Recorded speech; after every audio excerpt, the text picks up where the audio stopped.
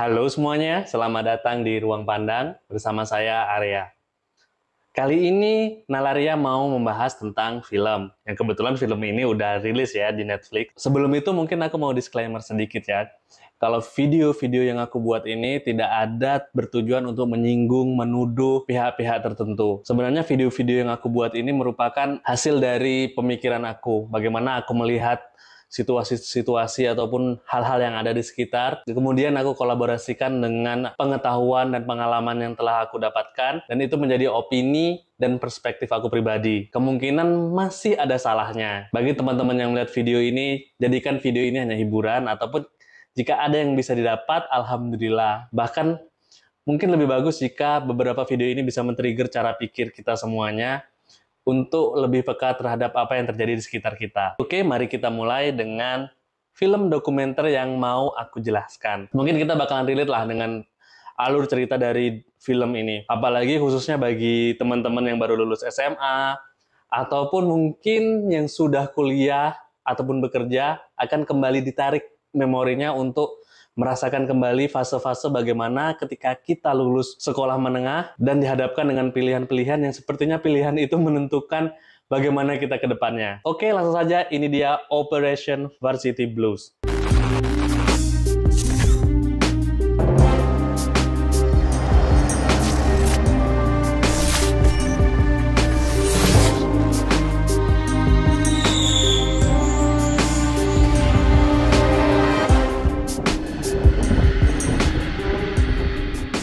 Dokudrama ini berjudul Operation Varsity Blues, The College Admission Scandal. Rilis di tahun 17 Maret 2021 di Netflix, disutradarai oleh Chris Smith dengan penulisnya John Carman. Jadi, dokumenter ini menceritakan tentang skandal yang terjadi ketika penerimaan mahasiswa baru di Amerika Serikat. Skandal ini sendiri menyangkut tentang penyuapan dan penipuan. Dan ternyata skandal ini menjadi salah satu skandal terbesar di Amerika Serikat. Mengapa menjadi salah satu skandal yang terbesar? Karena skandal ini melibatkan top 11 university di Amerika Serikat dan juga melibatkan 53 keluarga yang tentu saja bukan keluarga yang biasa-biasa saja ya. Keluarga ini adalah keluarga-keluarga yang cukup terpandang. Pokoknya latar belakang keluarga ini bukan kaleng-kaleng lah. Ada artis Hollywood, ada desainer, ada lawyer, ada juga pengusaha-pengusaha real estate, dan pengusaha-pengusaha besar lainnya. Alur cerita dari dokumenter ini sendiri merupakan hasil dari sadapan percakapan telepon antara pihak-pihak yang terlibat dalam skandal ini, ditambahkan dari kesaksian beberapa warga sipil yang terlibat, ada juga agen FBI, dan juga perspektif dari beberapa konsultan pendidikan independen, kemudian ada juga dari mantan panitia penerimaan mahasiswa, dan juga pengawas uji masuk perguruan tinggi. Yang uniknya, di dalam film ini sendiri, percakapan telepon antar pihak yang terlibat ini memang benar-benar asli, kemudian dimasukkan ke dalam alur cerita filmnya. Selanjutnya kita akan berkenalan dengan tokoh utama dalam alur dokumenter ini. Tokoh utamanya itu bernama Rick Singer. Rick Singer ini adalah dalang dan juga otak dari kasus penipuan dan penyuapan. Kalau untuk profilnya sebenarnya kurang mendetail karena memang kurang informasi pribadi dari si Rick Singer ini sendiri. Tetapi yang aku tahu, Rick Singer ini lahir pada tahun 1960 di Amerika Serikat. Pak Rick ini sebelumnya bekerja menjadi pelatih klub basket di salah satu sekolah menengah atas di Amerika Serikat. Tetapi kemudian mungkin perjalanan karirnya tidak terlalu mulus untuk menjadi pelatih di klub basket tersebut. Kemudian dia beralih profesi menjadi konsultan pendidikan independen.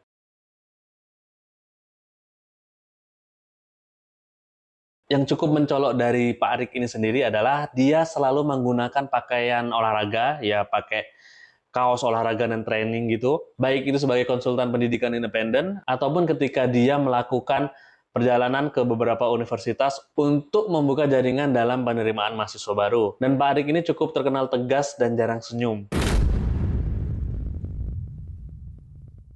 Di dalam Operation Varsity Blues ini, ada beberapa pihak yang terlibat. Yang pertama itu adalah pihak keluarga. Pihak keluarga di sini adalah keluarga yang memiliki anak yang akan masuk ke universitas. Pihak keluarga ini tentunya menyediakan uang sebagai syarat agar anaknya bisa diterima di perguruan tinggi yang dia inginkan. Biasanya secara umum keluarga-keluarga ini adalah keluarga-keluarga kaya dan juga memiliki status sosial yang cukup terpandang. Tapi sebenarnya kalau kalian lihat filmnya, ada hal yang menarik dari keluarga-keluarga ini. Sebagian besar orang tua ini tidak ingin anaknya tahu apa yang dilakukan oleh orang tuanya. Orang tuanya ini melakukan kecurangan, tetapi tidak mau diketahui oleh anaknya. Kalau alasannya ya kita nggak tahu lah, alasannya itu alasan pribadi masing-masing orang tua. Tapi mungkin kalau kita pikir-pikir lagi sebenarnya, kemungkinan mengapa orang tua itu tidak ingin anaknya tahu apa yang dilakukan oleh orang tuanya, mungkin orang tua ini tidak ingin menyakiti hati anaknya ya. Karena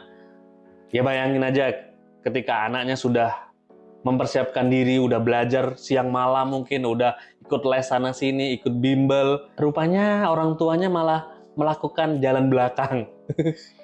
Orang tuanya malah menyuap untuk anaknya bisa masuk ke universitas, yaitu tentunya anaknya akan merasa tidak dihargai, kemudian orang tuanya tidak bisa mempercayai kemampuan anaknya. Ya, seperti orang tuanya berarti meng-underestimate anaknya lah. Atau bisa jadi orang tuanya itu tidak mau dipandang buruk oleh anaknya karena melakukan kecurangan. Jadi menjaga citra sebagai orang tua lah mungkin. Pihak selanjutnya yang terlibat itu adalah oknum kampus.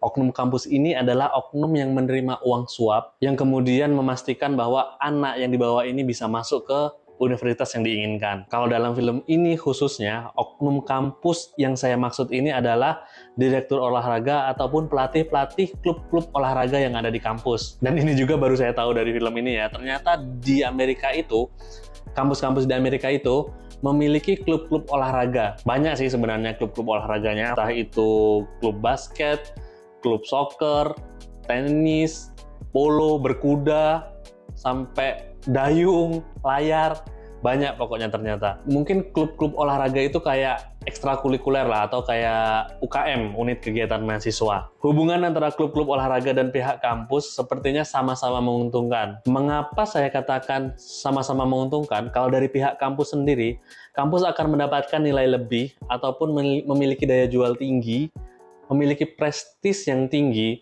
ketika ada klub-klub olahraganya ini yang bisa menjadi juara turnamen antar perguruan tinggi. Selain itu, nilai tambah ini juga bisa didapatkan ketika ada atlet ataupun calon atlet yang dilahirkan dari klub-klub olahraga kampus tersebut. Itu salah satu hal yang menjadikan klub-klub olahraga ini sangat penting bagi kampus. Kalau dari pihak klub olahraganya ini sendiri, khususnya untuk atlet, mengapa menguntungkan? Karena atlet ini bisa mendapatkan pendidikan yang cukup baik ataupun dari universitas-universitas ternama tanpa harus melalui tes yang semestinya, karena bisa melalui jalur prestasi atlet. Selain itu juga, jika ada seseorang yang ingin menjadi atlet, salah satu pintu gerbang yang sangat lebar itu berada di klub-klub olahraga di kampus-kampus ini. Nah, jadi bagi orang-orang yang memiliki bakat, memiliki talenta, dan memiliki cita-cita untuk menjadi atlet, klub-klub olahraga di universitas ini bisa menjadi batu loncatan untuk masuk ke liga-liga profesional seperti NBA,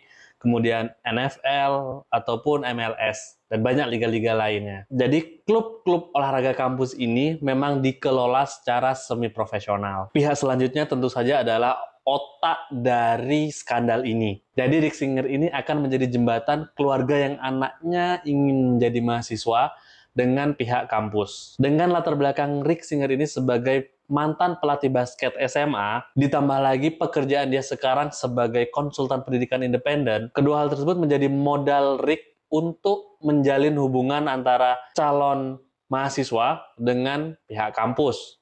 Kalau dilihat secara kasat mata sebenarnya cukup 3 pihak tersebut yang terlibat. Tetapi ternyata ada satu pihak lagi yang terlibat. Pihak ini adalah pihak pengawas ujian. Sedikit mau aku jelaskan siapa pengawas ujian ini. Jadi bagi yang belum tahu, dan aku juga baru tahu, sistem penerimaan mahasiswa di Amerika itu sedikit berbeda dengan sistem penerimaan mahasiswa di Indonesia. Untuk menjadi seorang mahasiswa di Amerika, salah satu syarat yang harus dipenuhi adalah nilai ACT dan juga nilai SAT. ACT itu American College Test. Jadi tes ini untuk melihat kesiapan seorang siswa untuk menjadi mahasiswa di tahun-tahun pertama. Bidang yang dites itu seperti bahasa Inggris, matematika, membaca, dan penalaran sains. Selain itu juga ada SAT, yaitu Scholastic Assessment Test.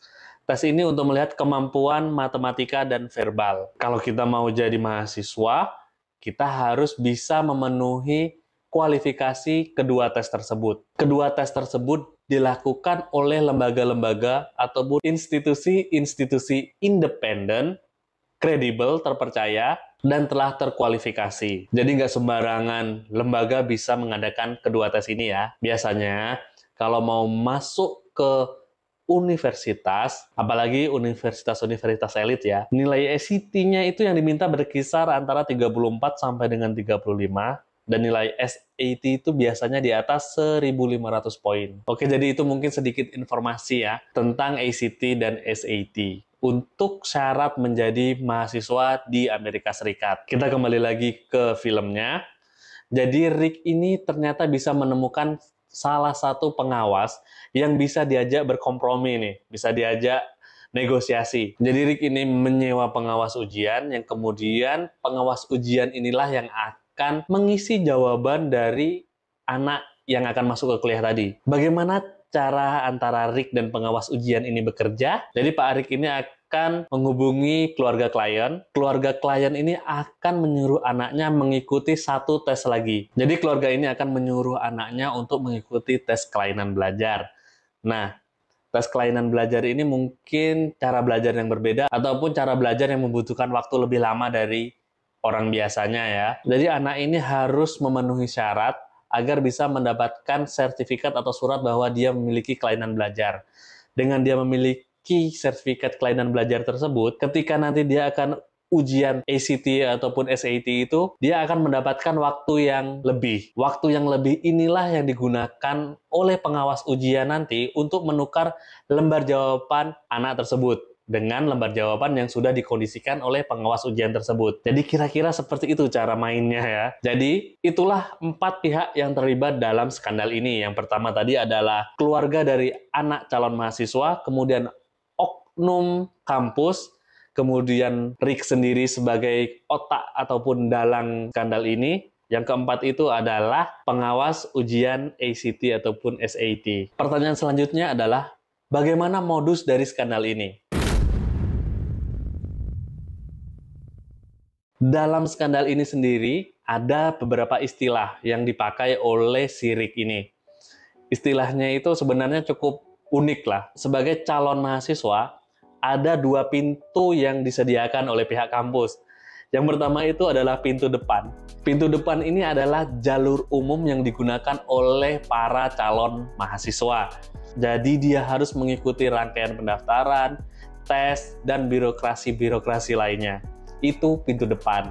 Nah, ternyata pihak kampus juga menawarkan pintu belakang. Pintu belakang ini adalah jalur donasi. Jadi bagi keluarga-keluarga mampu kaya bisa memberikan donasi agar anaknya bisa masuk menjadi mahasiswa di universitas yang diinginkan. Tentunya donasi ini begitu mahal, bisa 10 kali lipat dari yang ditawarkan oleh Rick. Jadi apa yang ditawarkan oleh Rick Singer ini?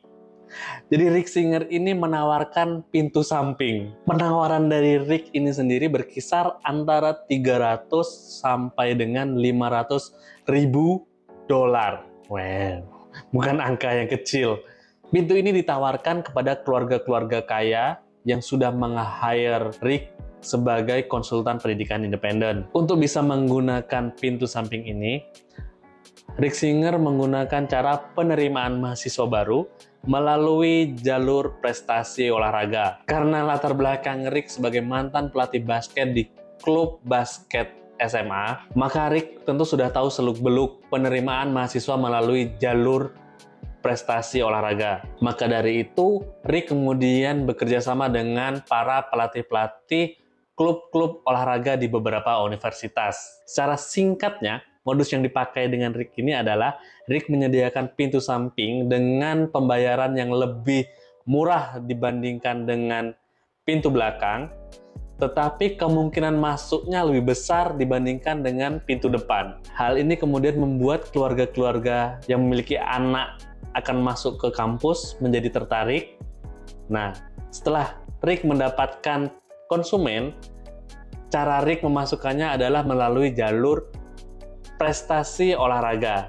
Jadi sebenarnya sistemnya memang sudah dibuat sedemikian rupa oleh si Rick ini sendiri. Tentu kita bertanya-tanya ya, bagaimana kampus ataupun pihak luar tidak mengetahui hal ini. Ternyata si Rick ini memang sudah pandai melihat celah yang ada. Celah yang pertama, setiap penerimaan mahasiswa baru akan dikelola oleh panitia penerimaan mahasiswa baru.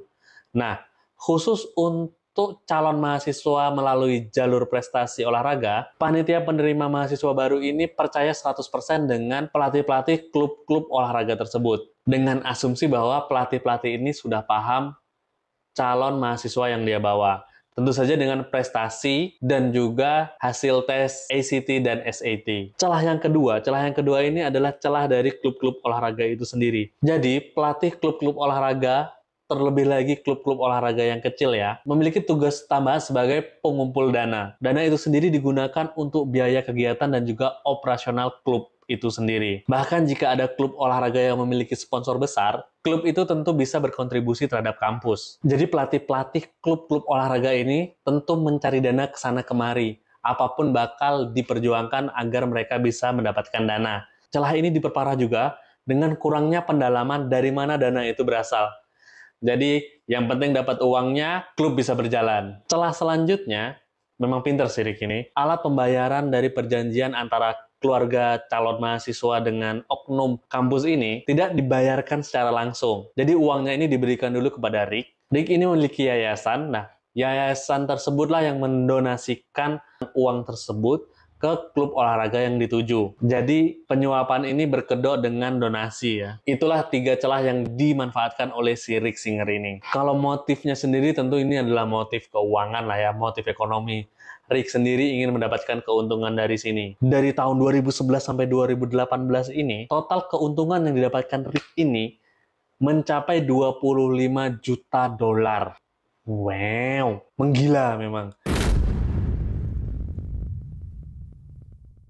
Akhirnya sampailah, namanya juga film ya. Walaupun ini film dari kisah nyata, tetap ada endingnya. Endingnya ini bagaimana Rick ini ketahuan, bagaimana akhirnya pintu samping ini bisa tutup. Memang kebenaran itu mencari jalannya sendiri. Sebenarnya Rick Singer ini tidak melakukan cerobohan-cerobohan fatal, tidak melakukan kesalahan apapun dalam menjalankan aksinya ini. Semuanya itu berawal dari ada seseorang yang ditangkap oleh FBI karena masalah sekuritas. Nah, orang ini kemudian menukarkan informasi, dia mengatakan kepada agen FBI bahwa ada satu pelatih olahraga di salah satu universitas besar di Amerika Serikat melakukan praktik penyuapan. Atas dasar informasi tersebut, kemudian agen FBI memanggil pelatih yang disebutkan namanya oleh orang pertama tadi. Ternyata pelatih dari universitas ini cukup gampang untuk menyebutkan nama